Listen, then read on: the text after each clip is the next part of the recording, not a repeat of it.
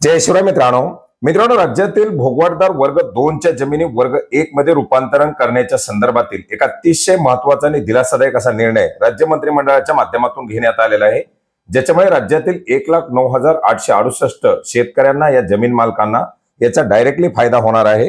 मित्रांनो, 22 एप्रिल 2026 रोजी राज्य मंत्रिमंडळाची एक महत्त्वाची अशी बैठक पार पडलेली आहे आणि याच बैठकीमध्ये या भोगवाटदार वर्ग 2 च्या जमिनी वर्ग 1 करण्यासाठी घेतल्या जाणाऱ्या नजराण्याच्या रकमेमध्ये अधिमूल्याच्या रकमेमध्ये पुनर्रचना करण्यासाठी मंजुरी देण्यात आलेली आहे।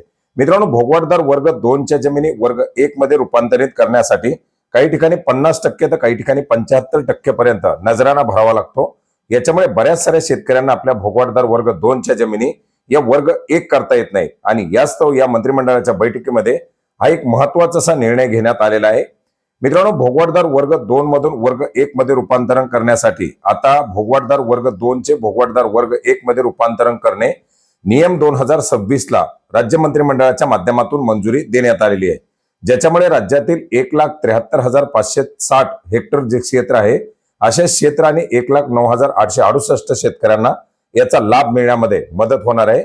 मित्रांनो, वर्ग 2 च्या जमिनी म्हणजे 40-50 वर्षापूर्वी वाटप करण्यात आलेल्या माजी सैनिक, भूमिहीन, दुर्बल घटकांना दिलेल्या जमिनी, अशा जमिनीचं हस्तांतरण करत असताना 50 ते 75% नजराणा भरावा लागतो आणि याच्यामुळे या जमिनी वर्ग 2 मध्येच राहतात आणि यासाठी आता हे जे काही अधिमूल्य आकारलं जातं याच्यामध्ये बदल करण्यासाठी या नियमामध्ये बदल करण्यात आलेला आहे।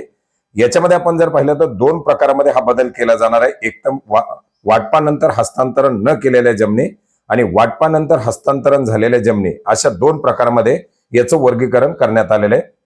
ज्या जमिनीचं वाटपानंतर हस्तांतरण झालेलं नाही अशा जमिनीसाठी रेडी रेकनरनुसार वार्षिक दर विवरण पत्रानुसार किमतीच्या शहरी भागासाठी 30% आणि ग्रामीण भागासाठी 25% एवढा नजराणा आकारला जाणार आहे।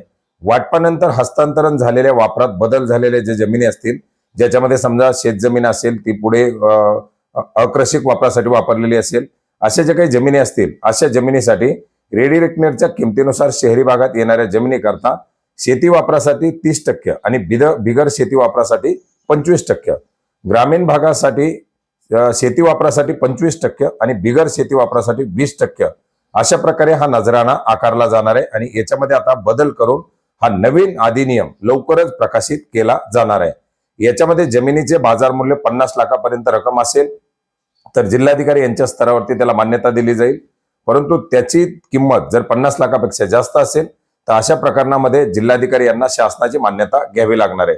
मित्रांनो, लवकरच याच्या संदर्भातील राजपत्र अधिसूचना निर्गमित केली जाईल आणि ती अधिसूचना आल्यानंतर त्याच्या संदर्भातील जे काही अपडेट असतील, माहिती असेल, ती सुद्धा आपण सविस्तरपणे घेण्याचा प्रयत्न करणार आहोत। परंतु सध्या तरी राज्यातील भोगवाटदार वर्ग 2 च्या जमिनी वर्ग 1 करण्यासाठी प्रतीक्षेत असणाऱ्या या शेतकऱ्यांना हा एक मोठा दिलासा मिळालेला आहे।